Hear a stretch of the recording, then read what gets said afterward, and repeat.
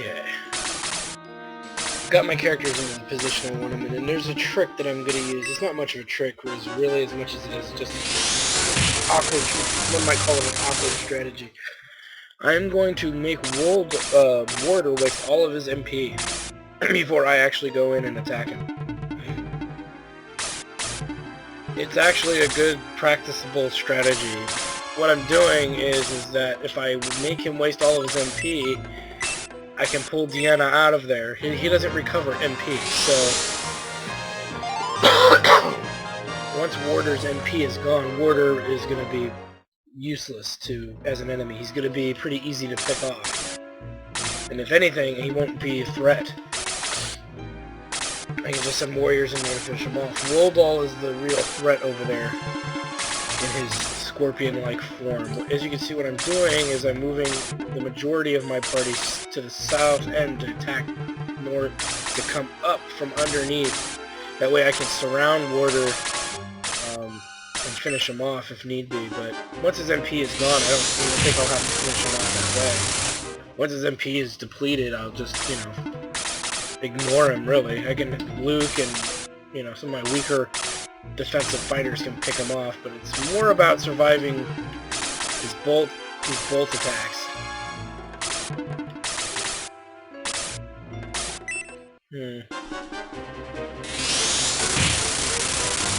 After this attack, I'm gonna have to pull Deanna back. I made a rhyme.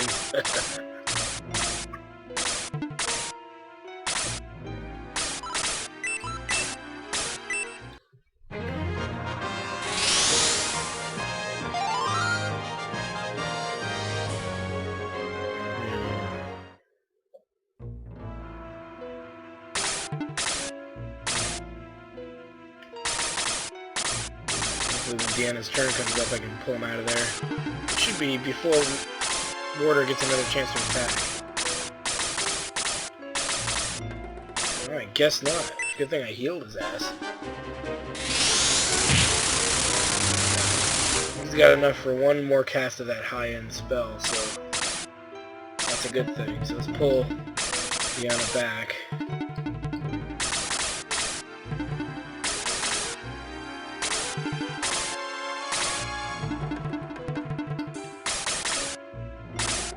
Alright, nice. Plan is working. Waste your MP, Woldol, or Warder, for all I care.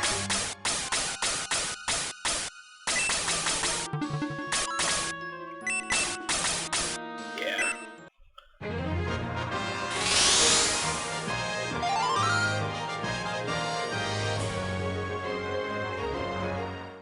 And so here's what I want to do now is, I'm going to take this time to recover my MP, Sarah's MP specifically, because actually no, not yet. I want Warder to cast his spell at least one more time.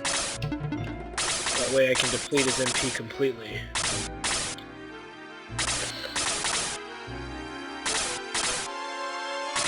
Let's see, what is it Deanna's turn here?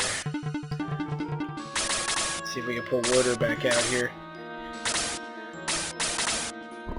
Come on, Warder. That's a Warder. Now he's harmless. He's practically harmless. I mean, his attack is still pretty high, but he's nowhere near as deadly as he was before. So here's what I'm going to do. I'm going to pause the video again. I'm going to get Sarah's MP back up to full because we're going to need it for this next onslaught here. And we're going to take out Boulder. We're going to aim for Woldol because he's the real threat. If we can take out Woldol, we'll be fine. Everybody will be fine. But I am curious to see if Warder will actually come after me now that his MP is gone. Or if he's just going to hang out there. Yeah, he's just going to run away now. So without MP, I pretty much defanged one of the Vipers here that I've been dealing with. So let me pull everyone out. I'm going to pause it, recover Sarah's MP, and we're going to go at it again. Okay, so I was able to pull Woldol out. Let's see if I can use the same tactic I use on Ione to finish Woldol here. I might be in business.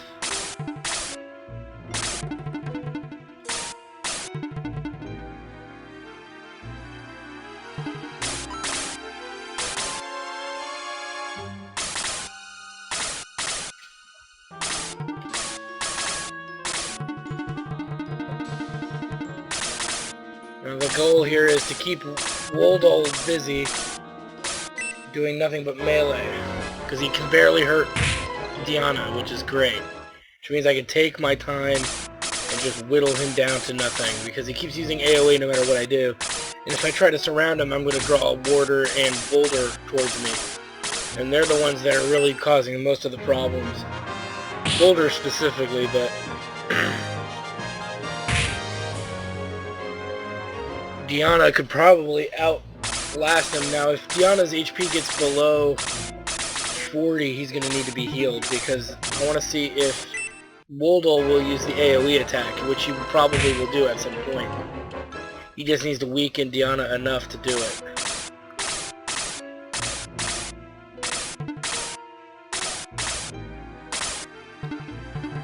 And if I put Sarah there, there's a chance he'll draw Woldol towards her. But I have to get her within healing range, or this whole attempt is gonna just not work. And hopefully he won't go after her. Though I think he should be okay. Yeah, so this actually may work. And so far, consistently, he's just doing that attack.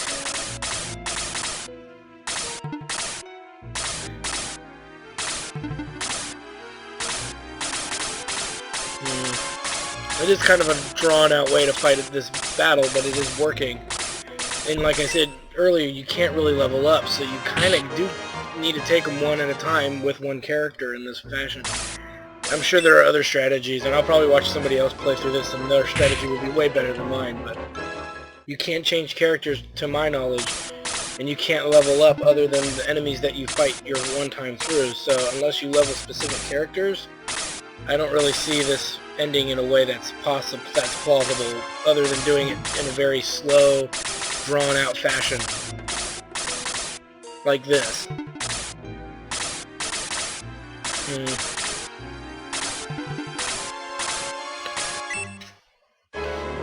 So what I'll do is I'm going to pause the video.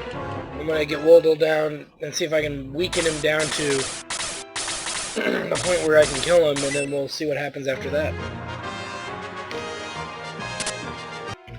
Time for Woldol to meet his maker here. Oh yeah! And thus ends that reign of terror.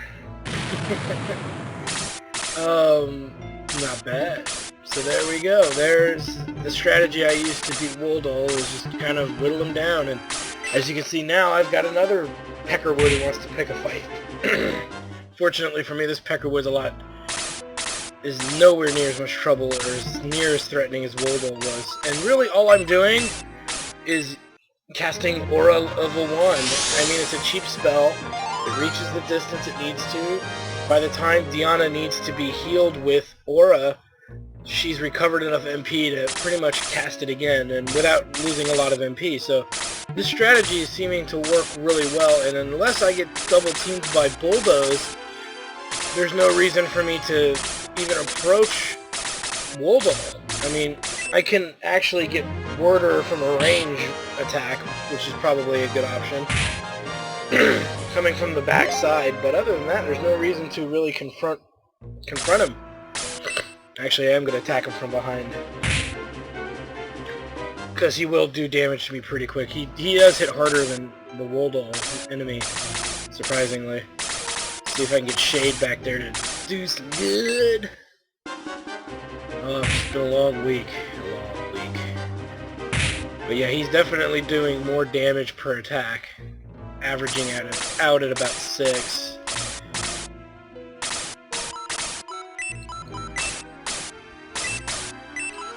There we go.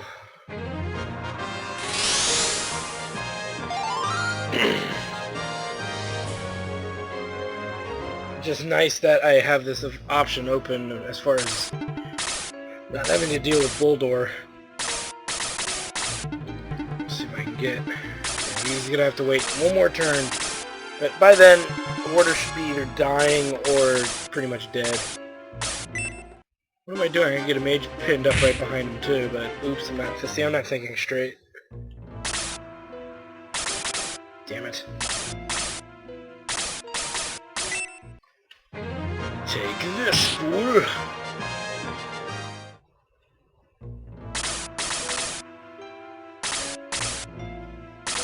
The one thing I am worried about is I'm going to get over there to Warder. I'm going to finish Warder off, and then Woldol, whatever his name is going to attack me. And if that comes to fruition, then it's going to be a different kind of fight. Because Sarah's MP is going to be suffering a little bit by then, and I may not be able to kill Bull Crapper fast enough.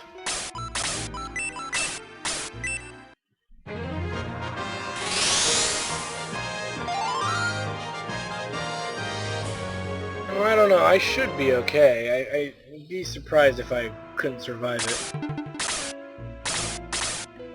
Let's see. Yeah, that's fine.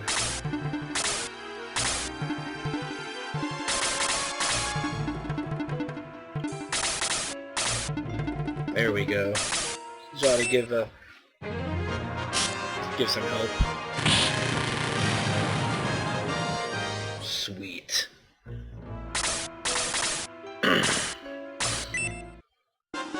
So pretty much Warder doesn't stand a chance at this point, at this juncture.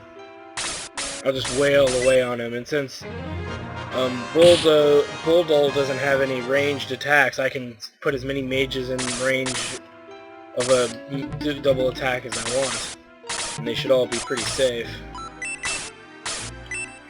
This is a little bit of an experience builder here. Even though it does very little damage, every little bit helps. Let's see.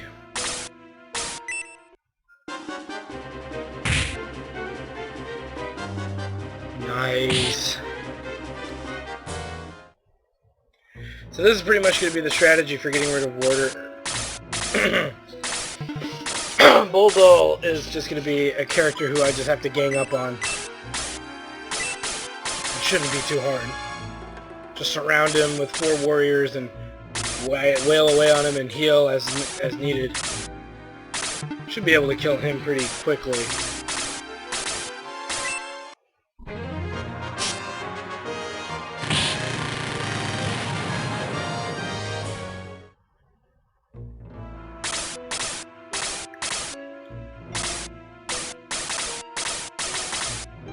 Come on, Warder. Ow.